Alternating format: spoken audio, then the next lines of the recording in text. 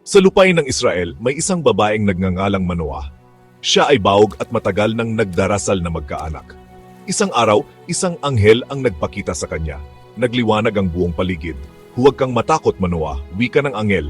Maglilihi ka at manganganak ng isang lalaki. Siya ang magliligtas sa Israel mula sa mga Filisteo.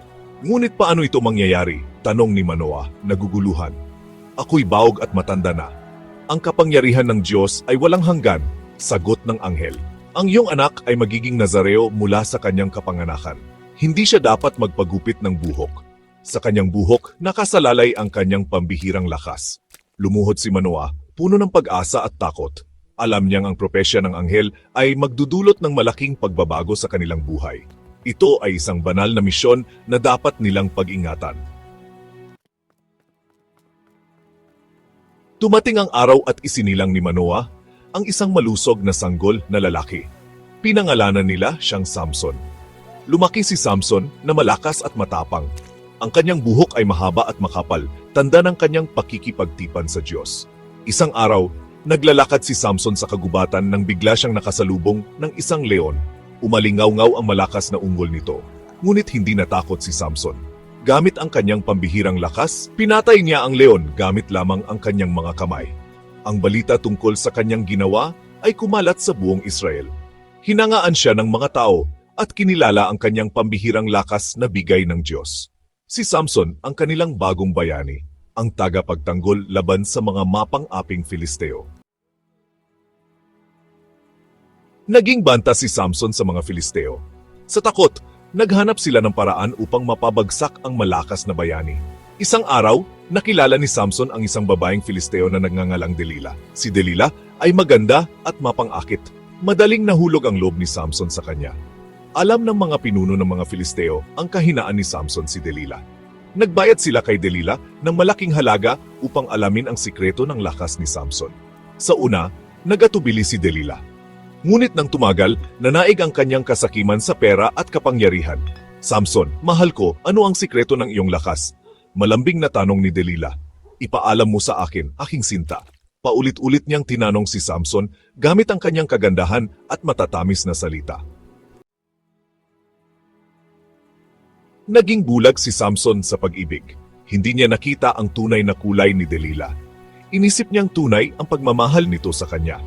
Sa kagustuhan niyang mapasaya si Delila, unti-unting ibinunyag ni Samson ang sikreto ng kanyang lakas. Ang aking lakas ay nagmumula sa aking buhok, pag-amin ni Samson. Kung gupitin ito, ako'y magiging mahina na parang isang ordinaryong tao. Tuwang-tuwa si Delila sa kanyang narinig. Sa wakas, nalaman na rin niya ang katotohanan. Agad niyang pinapunta ang mga Filisteo sa kanyang tahanan. Habang natutulog si Samson, pinagupit ni Delila ang buhok nito. Ang pagtataksil ni Delila. Nagising si Samson na wala ng lakas. Naramdaman niya ang pagkawala ng kanyang koneksyon sa Diyos. Dinakip siya ng mga Filisteo at tinanggalan ng mga mata. Dinala nila si Samson sa Gaza at ginawang alipin. Nagsaya ang mga Filisteo sa pagbagsak ni Samson. Pinagtawanan nila ito at pinagmalupit. Ngunit sa kabila ng lahat, hindi nawalan ng pag-asa si Samson. Alam niyang nagkasala siya sa Diyos. Taimtim siyang nagsisi at nanalangin na patawarin siya. Bulag na bihag. Sa bilangguan, unti-unting humaba muli ang buhok ni Samson. Ngunit hindi na may babalik ang kanyang mga mata. Bulag na siya at alipin ng kanyang mga kaaway. Ginagamit siya ng mga Filisteo sa kanilang mga pagdiriwang, pinagtatawanan at hinahamak. Isang araw, nagdaos ng isang malaking pista ang mga Filisteo para sa kanilang Diyos na si Dagon. Dinagsa ng mga tao ang templo upang magdiwang. Inilabas nila si Samson sa bilangguan at dinala sa templo. Nais nilang gawing katatawanan si Samson sa harap ng lahat. Panalangin ng isang nagsisisi. Sa gitna ng ingay at tawanan, tahimik na nanalangin si Samson. Panginoon, patawarin mo ako sa aking mga kasalanan. Bigyan mo pa ako ng isang pagkakataon na mapaglingkuran ka. Ibalik mo ang aking lakas kahit sa huling pagkakataon. Habang abala ang mga Filisteo sa kanilang pagdiriwang, hindi nila napansin ang pagbabago sa katawan ni Samson. Ang kanyang mga kalamnan ay lumaki at tumigas. Ang kanyang buhok ay tila nagliwanag. Ang kapangyarihan ng Diyos ay bumalik sa kanya. Ang huling paghihiganti. Hinawakan ni Samson ang dalawang malalaking haligi na sumusuporta sa templo. Ito ang kanyang huling pagkakataon upang iligtas ang kanyang bayan. Gamit ang lahat ng kanyang lakas, itinulak niya ang mga haligi. Yumanig ang lupa at gumuho ang templo. Bumagsak ang mga bato at kahoy na tumabon sa mga nagdiriwang na Filisteo. Ang kanilang kasiyahan ay nauwi sa isang malagim na trahedya. Ang paghihiganti ni Samson ay nagdulot ng kalayaan sa mga Israelita. Kamatayan ng isang bayani. Natupok din si Samson sa gumuhong templo. Ang kanyang buhay ay nalagas, ngunit ang kanyang pangalan ay naging simbolo ng tapang at sakripisyo. Ipinakita ni Samson na kahit ang pinakamalakas ay may kahinaan.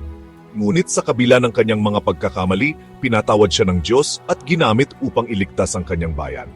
Ang kwento ni Samson ay isang paalala na ang tunay na lakas ay nagmumula sa Diyos.